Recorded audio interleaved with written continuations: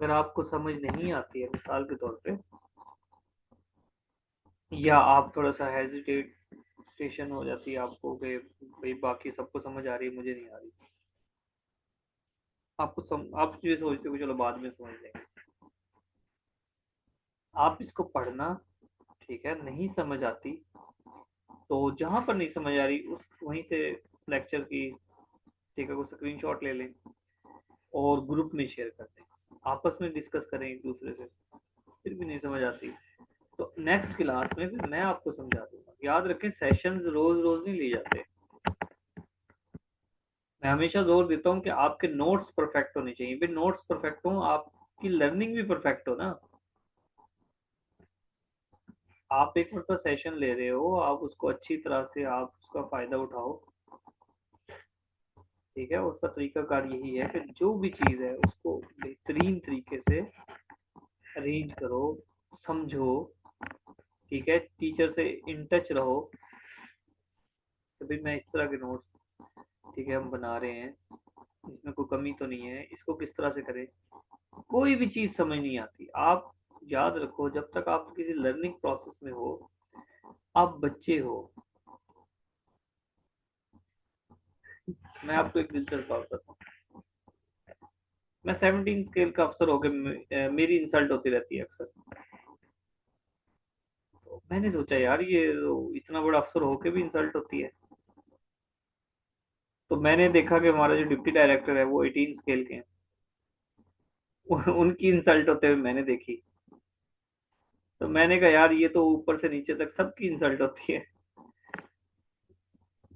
ठीक है। हर अफसर, जो बड़ा अफसर होता है वो छोटे अफसर की कहीं ना कहीं किसी ना किसी बात पे इंसल्ट उसने करनी होती है, किसी ना किसी बहाने से करनी होती है।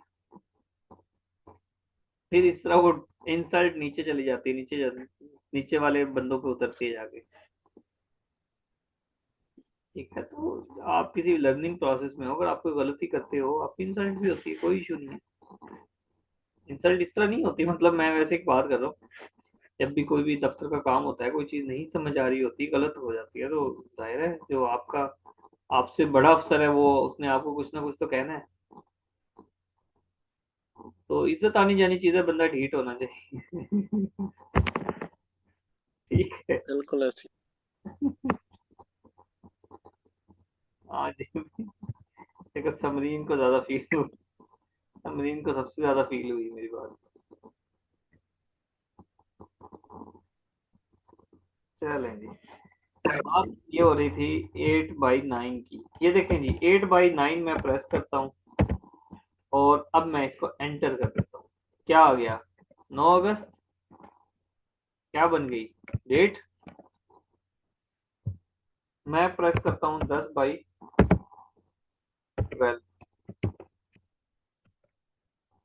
क्या बन गया? 10 अक्टूबर, 12 अक्टूबर।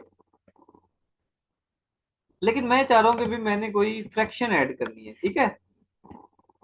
फ्रैक्शन ऐड करना है, क्या तरीका कार होगा, क्या हल होगा फ्रैक्शन ऐड करना है।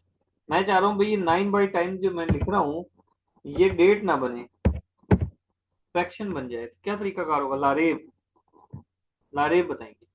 सर सर जी, देनी तो स्पेस ही है, वो पता नहीं है कैसे देनी है। ये देखो स्पेस देनी है, बड़ा बटन होता है ना मुझे नहीं स्पेस का, बड़ा बटन, बड़ा बटन जी स्पेस जी का है, मैंने ऐड किया। अब स्पेस होती हुई नजर आई आपको? जी स्पेस डलती हुई नजर आई आपको?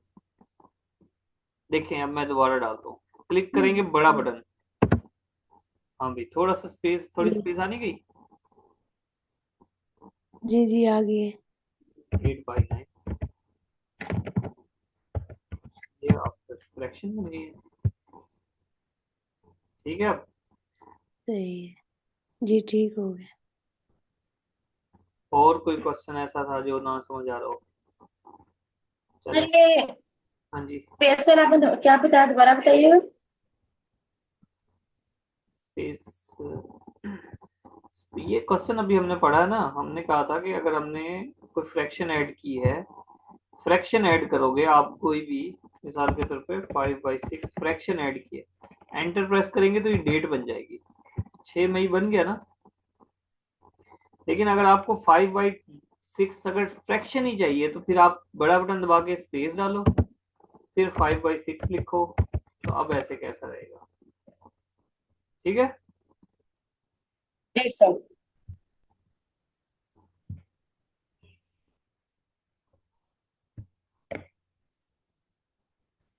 रेफरेंसिंग पढ़ रहे थे हम, और रेफरेंसिंग में डिफरेंट टाइप्स के रेफरेंसिंग है। एक रिलेटिव सेल रेफरेंस है, मिक्स्ड सेल रेफरेंस है, और एब्सोल्यूट रेफरेंस है। बेसिकली ये दो हैं, एब्सोल्यूट रेफरेंस और रिलेटिव सेल रेफरेंस। एब्सोल्यूट कौन सी होती है और रिलेटिव कौन सी होती है ये देख लेंगे, तो फिर हमें ये नहीं, मिक्स तो वैसे समझ आई जाती है।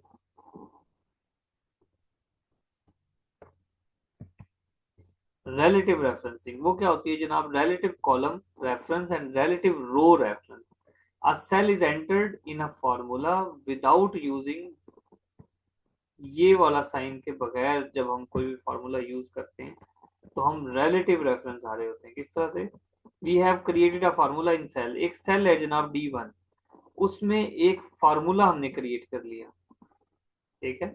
Then we have copied this formula to cell D2, D2 में वही फार्मूला E1 में, एंड E2 में वही फार्मूला हमने बना लिया। As you can see the original reference to cell A1 has been रीएडजस्टेड।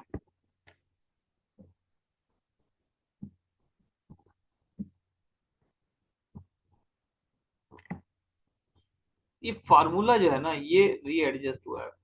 Basically relative column reference and relative row reference, ठीक है। A cell is entered in a formula, किस तरह से स्टेटमेंट लिखी है, ये थोड़ी सी कॉम्प्लेक्स लिखी हुई बात है, देखते हैं आगे। यहां से देखें, relative cell reference, absolute cell reference.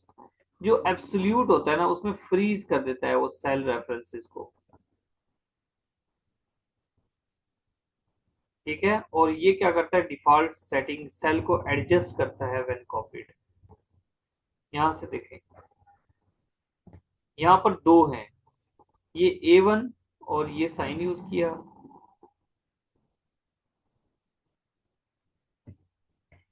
मैंने कहा कोई थी इसमें ऐसी जो क्लियरली समझ आ रहा था। When you created a formula, chances are you have referenced another cell within yours.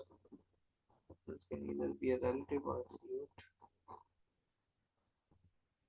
लेकिन जब भी आप रिलेटिव यूज करते हो ना, वो मतलब ये होता है कि वो एक ही तरह का है, जिस तरह पहले था उसी तरह का रिलेटिव है। जिस तरह सिंपल है A1, लेकिन जो एब्सोल्यूट होता है ना उसमें ये आप डॉलर का साइन डालते हो, ठीक है, $A$1, यानी कि कॉलम से पहले भी डॉलर का साइन डाला और रो से पहले भी डॉलर का साइन डाला। जब आप ये साइन डालते हो तो एब्सोल्यूट सेल रेफरेंस हो जाता है। और रिलेटिव में क्या होता है, सिंपल वही रिलेटिव वही पुराने वाला होता है। रेफरेंसिंग का मतलब होता है कि आपने एक रो और कॉलम का कहीं और जाके रेफरेंस देना है, अपने डाटा को पेस्ट करना है, इस तरह से मतलब होता है।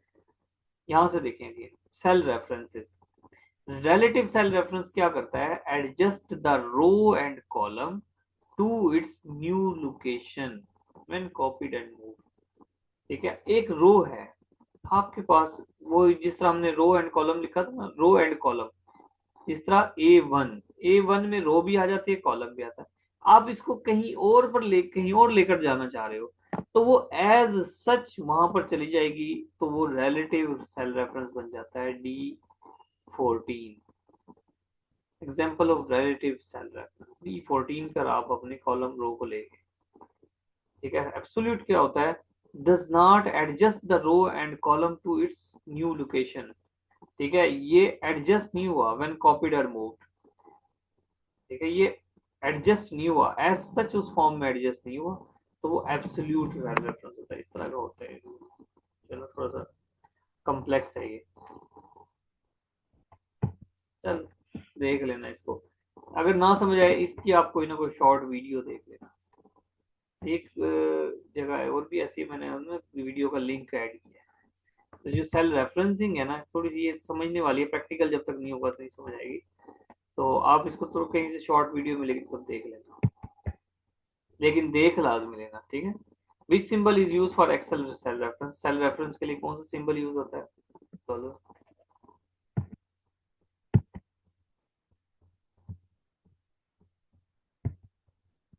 Where is a list of all function displayed. Function box में तमाम फंक्शन डिस्प्ले होते हैं। फंक्शन बॉक्स में ये फार्मूला है, फार्मूले में जाएं और जितने भी ये तो फार्मूला मैंने ऐड कर दिया, फंक्शन बॉक्स नहीं, ये फंक्शन लाइब्रेरी है। तमाम तरह के फंक्शन यहीं पर अपीयर होते हैं। MOD bracket function is used in MS Excel to get remainder। MOD modulo इस तरह का नाम है। मोडुलो और ब्रैकेट करो, function is used in MS Excel to get remainder, यानी कि डिवाइड कर देता है ये। मोडुलो ब्रैकेट करोगे, ठीक है, बराबर का निशान भी डालोगे, आपके बाद जो मतलब तकसीम करने के बाद जो बच जाता है उसको रिमाइंडर कहते हैं। ठीक है, एक नंबर है 10, नंबर 10 है, डिवाइड किया 2 पर, बाकी क्या बचा, रिमाइंडर। और भी रिमाइंडर है, देखें 3 पे डिवाइड करेगा तो 1 बच जाएगा।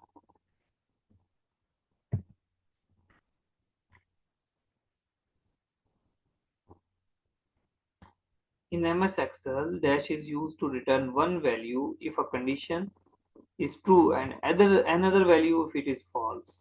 if function यूज करते हैं, 2 कंडीशंस हैं, आप कोई भी कंडीशन आप लगा देते हो और उसको कहते हुए जनाब ये बताएं कुछ भी। यहां से देखें, इस dash is use to return one value, एक वैल्यू है, कंडीशन दे दी आपने कि भाई ये बताएं कि क्या कोई 7 नंबर इस कॉलम में है, तो ट्रू होगा या फॉल्स होगा, उसके अकॉर्डिंग वो आपको रिस्पॉन्स कर देगा। ये यूट्यूब का लिंक है, आप इसको क्लिक करोगे, कहीं वैसे टाइप कर लेना तो आ जाएगा, या मैं अपलोड करूंगा ना तो लिंक में शेयर कर दूंगा ये वाला। इफ फंक्शन है जनाब,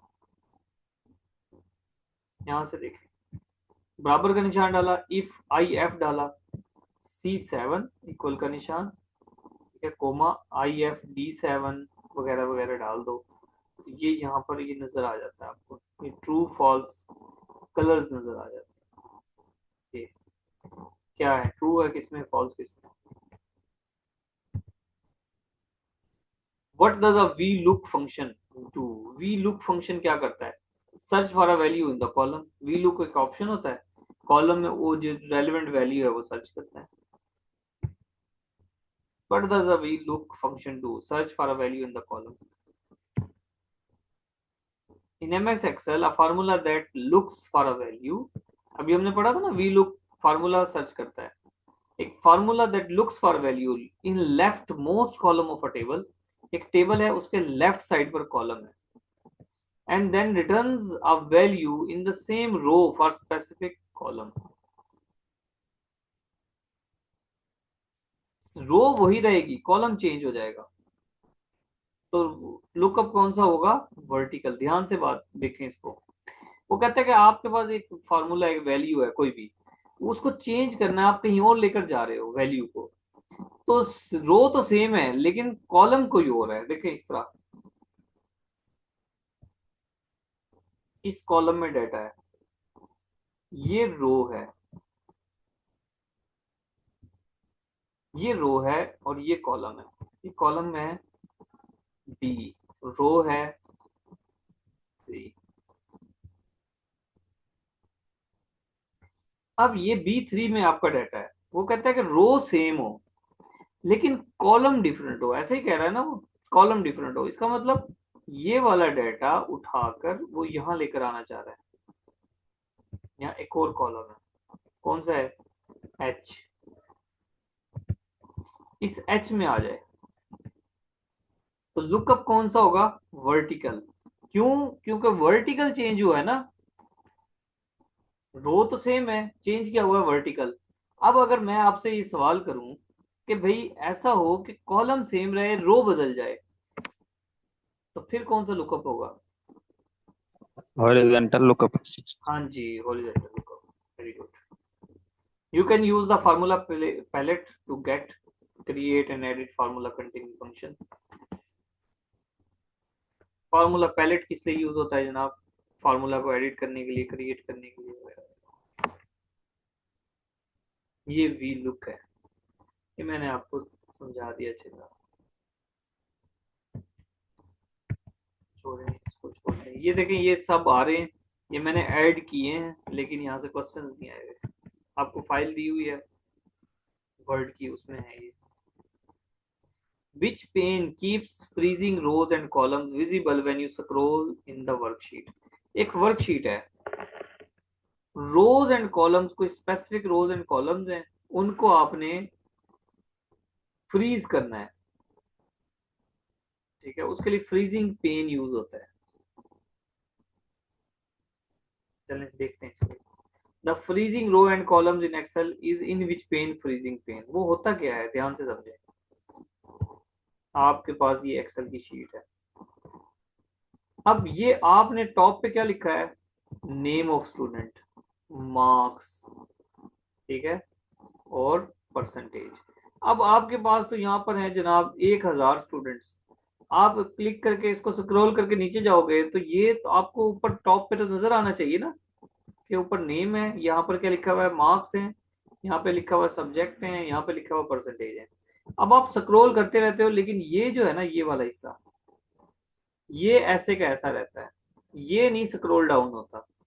तो आपने क्या कर दिया, इसको बेसिकली फ्रीज कर दिया। तो आप कॉलम को भी फ्रीज कर सकते हो, रो को भी फ्रीज कर सकते हो। यहाँ से आप फ्रीज कर दो तो ये आपको नजर, बात समझ आई कि गई। आगे सर। फिल्टर भी होता है, देखो फिल्टर क्या होता है, आपके पास ये एक कॉलम है, ध्यान से समझे। तो मैं नहीं चाह रहा कि मैं शीट ओपन करके आपको ऐसे बताऊं, बस यहीं से समझ लें। ये काफी सारा लंबा चौड़ा कॉलम है, यहाँ पर मैंने लिखा हुआ है जनाब, ये स्टूडेंट्स के नंबर लिखे हुए हैं। यहाँ पर लिखा हुआ है जनाब 60% है, 70% है, 75% है, 52% है, ठीक है, 40% है, काफी सारे हैं, 1000 स्टूडेंट्स हैं। मेरे पास यहाँ पर ना बिल्कुल एक ऑप्शन होता है इधर, फिल्टर लगाने का। फिल्टर करता हूँ, उस फिल्टर में कहता है कि जनाब आपको क्या चाहिए। मैंने कहा मुझे चाहिए जनाब किस स्टूडेंट्स के 80% नंबर हैं। इधर मैं 80% लिखता हूँ, इस पूरे कॉलम में सिर्फ वो शो हो जाते हैं जिनके 80% हैं, बाकी सब हाइड हो जाते हैं। ये होता है फिल्टर लगाना। दोनों टर्म समझ आ गई। यहाँ ये देखें, ये फ्रीज है, आपके ऊपर टॉप पे जो आपने कॉलम बनाया हुआ है और ये रो बनाई हुई, इनको आपने फ्रीज कर दिया। आप इसको स्क्रॉल डाउन करोगे, ऊपर वाली ये जो है ना कॉलम, ये आपका ऐसे कैसे रहेगा, नीचे वाला ये खत्म, ये मूव करेगा लेकिन ऊपर टॉप फ्रीज हो जाएगा। Macro, user developed instruction for Excel are called macro, यानी कि जब आप एक्सेल को बनाते हो खास किस्म की कोई इंस्ट्रक्शंस ऐड करती हैं तो वो रिपीट हो जाती है, उनको मैक्रोज कहते हैं। ये मैक्रो है, कोई भी आप इसमें मैक्रो बना दें, वो फिर जैसे क्लिक करेंगे वो सेम एक्शन परफॉर्म हो जाएगा।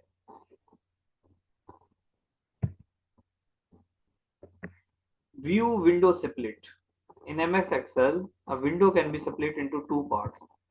ठीक है, दो पार्ट्स में विंडो, विंडो क्या होती है, जो कुछ भी हमें नजर आ रहा होता है वो विंडो होती है। जो कुछ भी हमें नजर आ रहा था वो विंडो होती है। विंडो पे यहाँ पे व्यू में जाएं, ये व्यू है टैब, इसमें कहाँ जाएं, स्प्लिट में, स्प्लिट को क्लिक करेंगे डिफरेंट ऑप्शंस आ जाएंगे, तो विंडो स्प्लिट हो जाएगी ऐसे। ये एक हमारे पास स्प्रेडशीट थी, मैंने इसकी दो बना दी, ये स्प्लिट हो गई। A smart tag will be removed when a cell from a cell when, एक सेल है, ठीक है, आपने सेल के अंदर कोई डाटा पेस्ट किया, वहां पर एक छोटा सा निशान आ जाता है,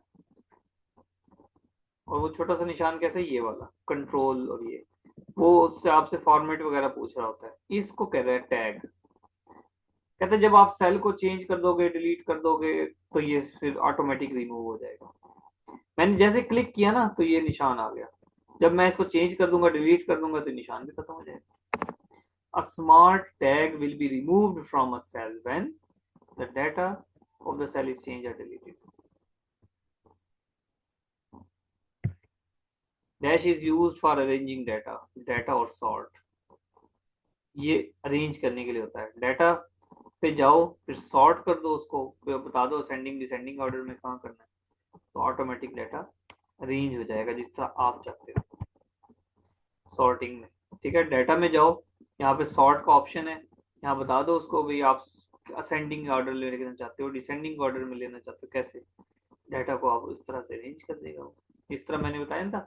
ये परसेंटेज है, आप कहो कि भाई परसेंटेज तरतीब से आए, जो 40% वाले हैं वो पहले आ जाए, फिर 50% वाले, फिर 60% वाले, तो ये असेंडिंग डिसेंडिंग ऑर्डर आ सकता है। चलो जी, मुझे उम्मीद तो नहीं थी लेक्चर, लेकिन एंड हो गया।